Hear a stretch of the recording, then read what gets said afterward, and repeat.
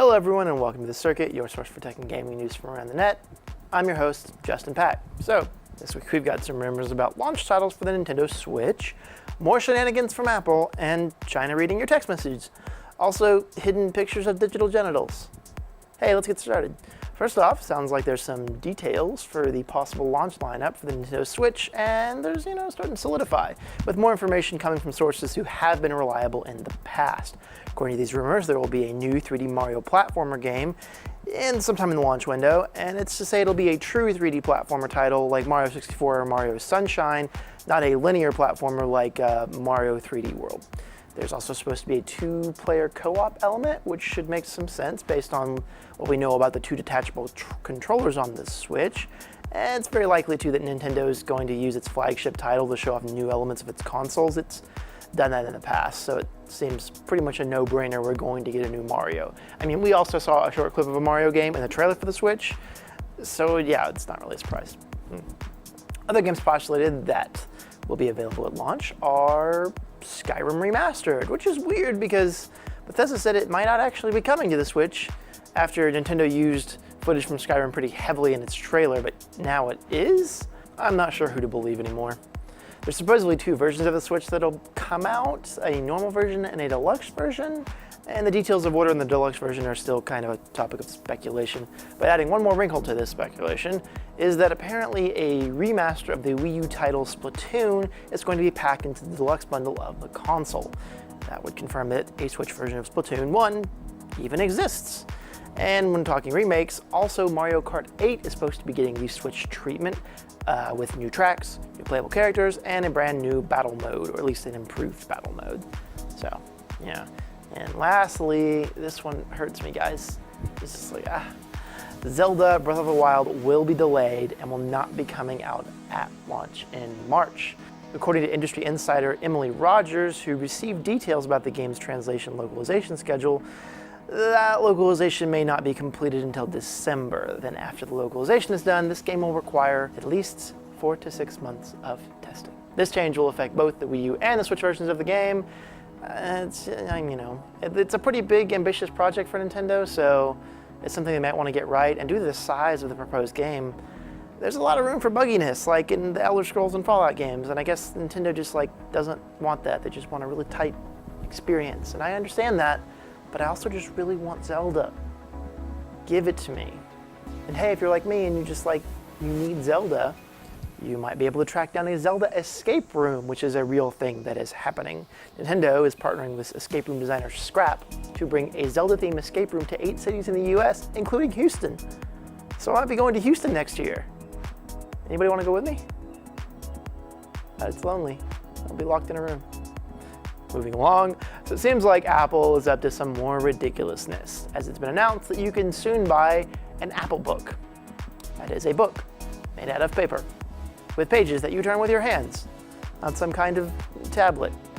This glossy tome, titled Designed by Apple in California, Chronicles of 20 Years of Apple Design, is a photo collection of Apple's hardware devices printed on specifically milled custom-dyed paper with gilded matte silver edges using 8-color separation and low-ghost ink.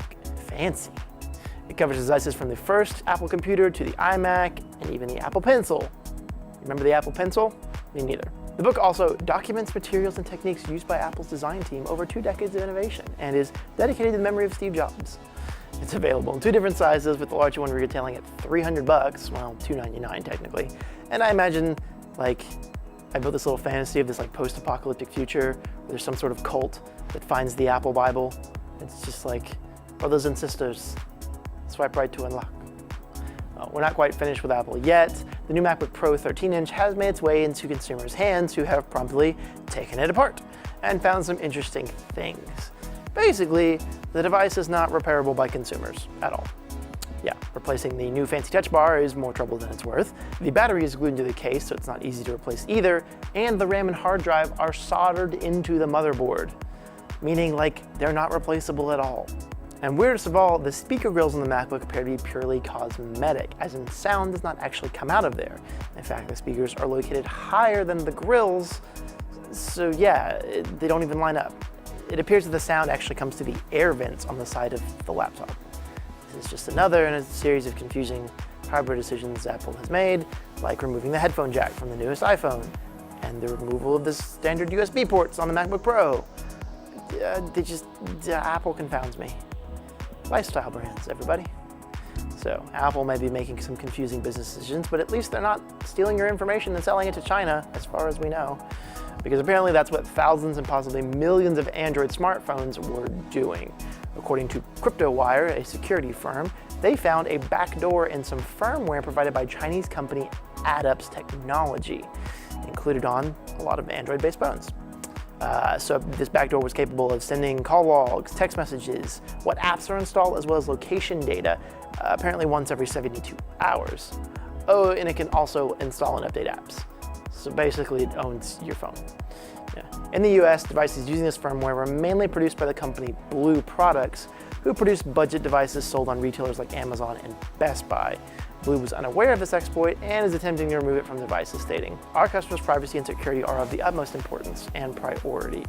The affected application has been self-updated and the functionality is verified to no longer be collecting or sending information."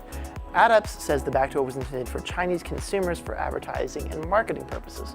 According to a statement made to the New York Times by the company, this was a private company that made a mistake, meaning they did not send data to third parties. So, yeah, whatever. Google was also not aware of this until CryptoWire contacted them and let them know what was up. Some scary stuff, y'all. I guess I have iPhone? Yeah. Well, speaking of sharing data and getting in trouble, some PlayStation users are getting banned for sharing photos on the PSN service. What photos of these do you ask? Well, they're screenshots of fully rendered genitalia and the most recently released open-world hacking game Watchdogs 2. A NeoGAF user, Goron2000, found this surprise digital nudity, saying, "I accidentally blew up a few women in a back alley with a gas pipe, and then I saw it." Someone at Ubisoft had rendered a full vagina on one or maybe more of the females in the game. He took a screenshot of this and posted it, and then his account was banned on PSN. Sony cited the reason of content of an adult or sexual nature is against our code of conduct. So basically, look but don't post. Yeah. Other players have found similar digital nudity and naughty bits, and it's not just limited to females. Apparently there's some dude junk in there too. Yeah, this looks like it was snuck into the game by developers somewhere, and that publisher Ubisoft was not even aware. Ubisoft said that this was one character model and will update this NPC model to make it more consistent with other NPC models in the game, and a patch released next week. So they're patching out the virtual vajayjays, but not the dudes. Weird. The SRB rating for this game says nudity and sexual themes. I guess Ubisoft just didn't know quite how much that would be. And so I bought this game and I'm looking forward to playing it, but I feel like I have to defend it now. No guys, seriously, it's a good game. It's got an 80 something on Metacritic. Guys, come on, no, seriously, guys. Well, I can't figure out a good way to segue away from that last story, so that's the end of the show. Thank you very much for watching. We'll see you guys again next week.